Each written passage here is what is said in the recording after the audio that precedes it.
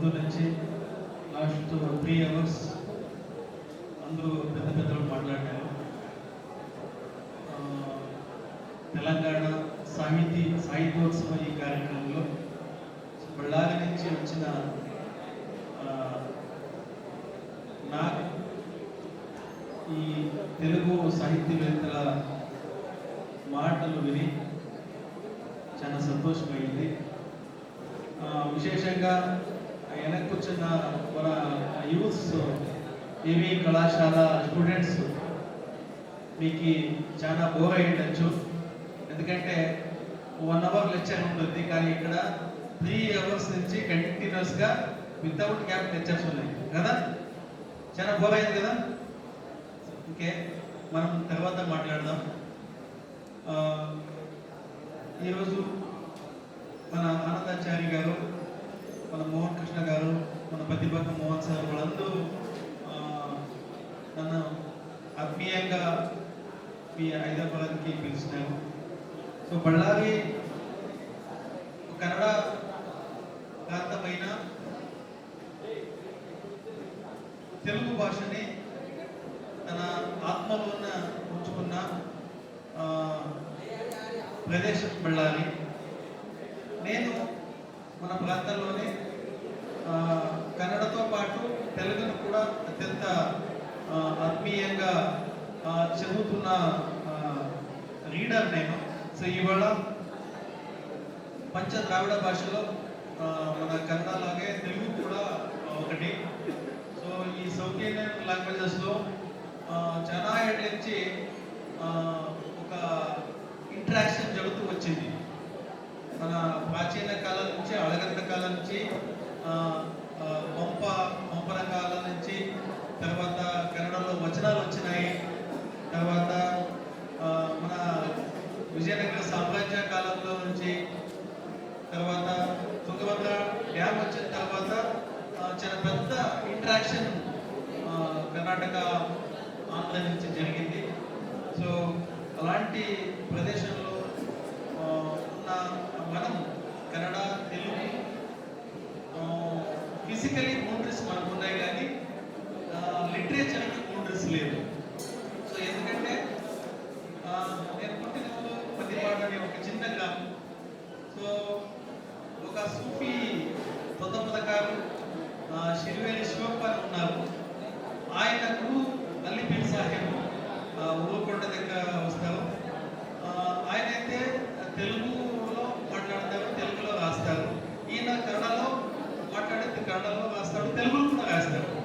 అంటే అళగండ కావ్యం, నడగండ కావ్యం నుంచి తర్వాత వచనకారులు, తర్వాత విజయనగర సామ్రాజ్యంలో ఉన్న శ్రీకృష్ణదేవరాయ కాలంలో, తర్వాత సూఫీ 19వ కాలంలో కూడా కన్నడ, తెలుగు అత్యంత సహోదర భాషలాగా అది నడుస్తూ ఉంది. సో నేను కూడా లాస్ట్ 20 ఇయర్స్ నుంచి చిల్డ్రన్ లిటరేచర్లో వర్క్ చేస్తున్నాను. తెలుగు నుంచి ముత్తులూరి కృష్ణకుమార్ గారిది రాబాబు జన్మముందు అనే నవలని కన్నడలో తీసుకొచ్చిన యాంటీ సైంటిస్ట్ అని. తర్వాత నేషనల్ బుక్ ట్రస్ట్లో నుంచి కూడా చాలా అనువాదం చేశాను. తర్వాత తెలుగులో ఉన్న the best poets, especially youth poets ఎవరు ఉన్నారు చాలా మంది. సో వాళ్ళని ద బెస్ట్ పోయమ్స్ని కన్నడలో తీసుకొస్తున్నాం. తర్వాత కన్నడలో ట్రాన్స్లేషన్ అకాడమీ ఉంది. ట్రాన్స్లేషన్ అకాడమీ ద్వారా వినోదిని గారు బ్లాక్ ఇంక్ ఏది ఉంది దాన్ని కూడా కన్నడలో తెస్తున్నాం. తర్వాత గుజాడ అప్పారావు గారి వ్యాసాలు ఏమి ఉన్నాయి, ఆయన గురించి వచ్చిన వ్యాసాలు అవి కూడా కన్నడలో తెచ్చే ప్రయత్నం చేస్తున్నాము. సో ఇలాగే అంటే ఈ సదరన్ లాంగ్వేజెస్ ఏమి ఉన్నాయి, కన్నడ, తెలుగు, తమిళ, మలయాళం, మనకి భాష ప్రేమ చాలా ఎక్కువ. సో మన భాష మీద చాలా ఎక్కువ ప్రేమ మనకు ఉంటుంది, ఓకే. కానీ అక్కపక్క రాష్ట్రాల్లో సో ఏదైతే వస్తుంది మనం చూడాలి. సో వాళ్ళది ద బెస్ట్ రైటింగ్స్ ఏముంటాయి, దాన్ని కూడా తీసుకోవాలా. ఇంకోటి ఏమంటే ఇప్పుడు చిల్డ్రన్ రైట్ నేను చెప్పేది ఏమంటే చాలామంది మనము రాసుకుని పోతుంటాం, కానీ వేరే వాళ్ళది చదువు. సో ఇంగ్లీష్లో ఏదొస్తుంది మనకు తెలియదు, సో హిందీలో ఏదొస్తుంది మనకు తెలియదు. ఎందుకంటే మనకి తెలుగు మీద ప్రేమ ఎక్కువ ఉంది, కానీ సో హిందీ మన భాష కాదు, ఇంగ్లీష్ మన భాష కాదు. దాంట్లో వచ్చిన ది బెస్ట్ రైటింగ్స్ ఇంతవరకు కూడా తెచ్చే ప్రయత్నం కానీ అనువాదం చేసే ప్రయత్నం కానీ చాలా తక్కువ జరుగుతుంది. Not only Telugu, Kannada, all regional లాంగ్వేజెస్కి ఈ మాట అన్వయం అవుతుంది. సో తర్వాత సో ఈ తెలంగాణ సాహిత్యోత్సవ ఈ సభలో ఇవాళ రేపు 2 days క్రితం ఉంటాను.